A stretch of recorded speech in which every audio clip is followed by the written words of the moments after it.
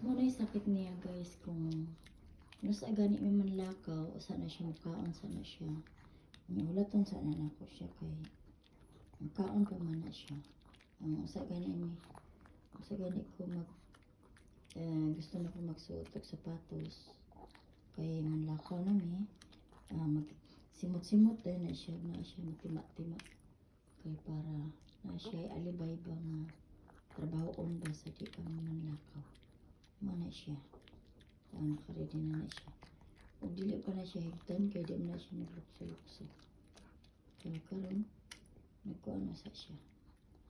Kaon-kaon na sa siya. Sige, bye. Bye for now. Kaya ako rabang tanaw na iyang namo.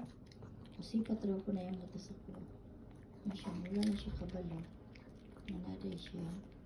Nag-video day siya. Okay guys? Thank you for watching sa ako. Cute nga mag dito. Bye-bye. Tilap na siya siyang tigay. Mana siya karoon.